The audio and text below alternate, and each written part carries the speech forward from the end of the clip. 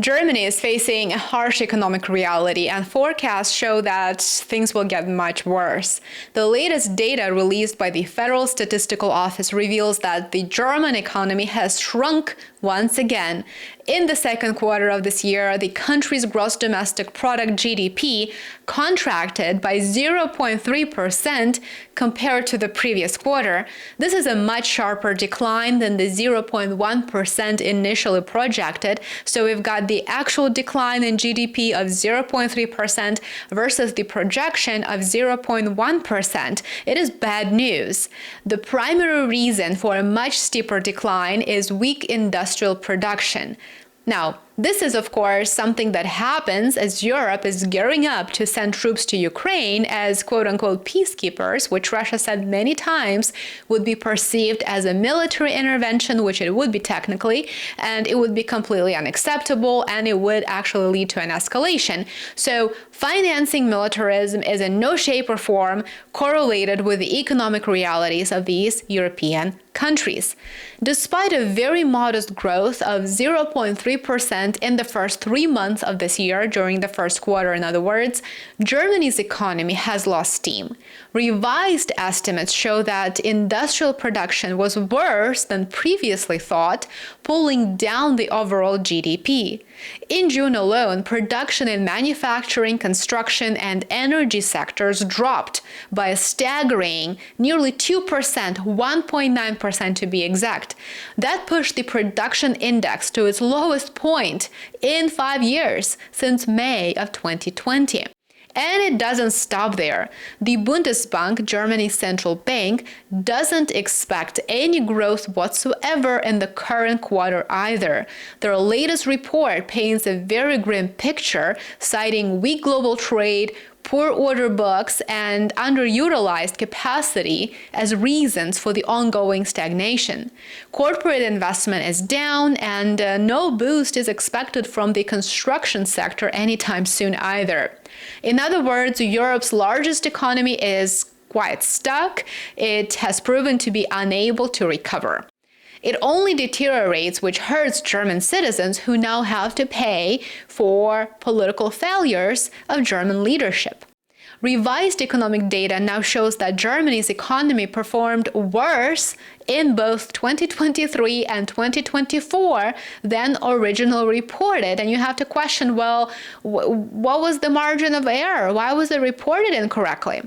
GDP fell by 0.9% back in 2023, triple the initial estimate, and by 0.5% so far this year. At the same time, Germany's government deficit rose. It increased to nearly 116 billion euros last year. Although the country remains within the EU deficit limit somewhat, with a deficit at 2.7% of GDP and debt at 62.5%, it's treading close to the line. Structural disadvantages continue to plague German industry. More than 3/4 of the loss in export market share is due to a decline in competitiveness, according to the Bundesbank. A quarter of German industrial firms feel less competitive outside the EU, and even within Europe too, 1 in 8 say that they're falling behind. And these challenges should be especially concerning given the international political backdrop. As Europe inches closer to sending troops to Ukraine, Germany finds itself caught in a very complex dilemma.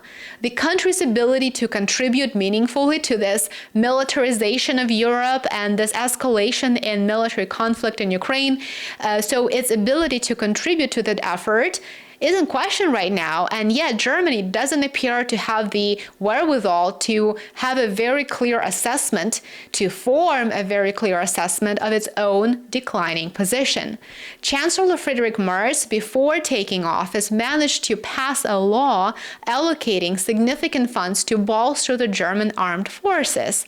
Germany's army currently consists of just over 182,000 soldiers, and that's the country that pushes for effectively an armed intervention on Russia's borders. Even its commitment to permanently station troops in Lithuania is progressing slowly.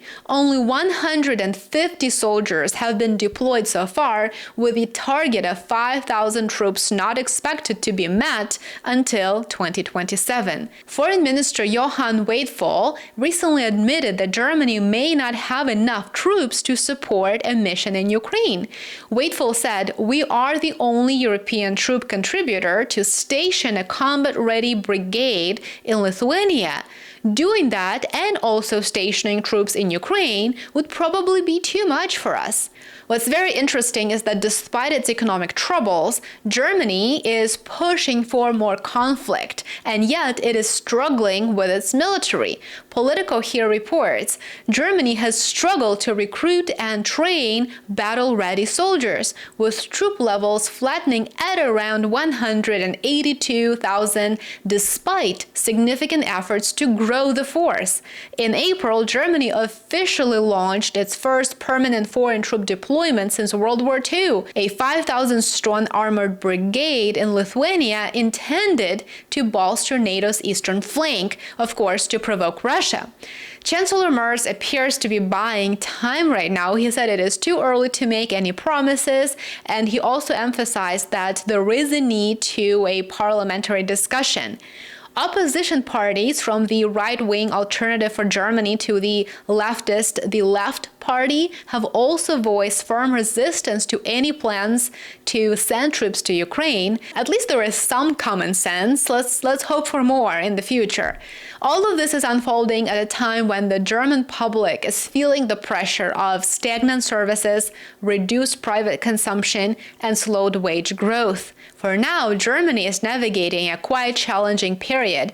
An economy under pressure, an industrial sector losing competitiveness in EU and outside of its borders, and a defense policy that is caught between ambition and quite obvious limitations. How it balances these priorities in the months ahead may very well shape not just Germany's future, but the trajectory of Europe itself. Let me know what you think about these recent developments. I would love to hear from you in the comments below. Thank you so much for joining me for another video. If you found this breakdown helpful and interesting, remember to like, subscribe, and follow me on Substack and Patreon for more content. I would love to see every single one of you there. Enjoy the rest of your day, and I will see you back here on my channel tomorrow. Take care.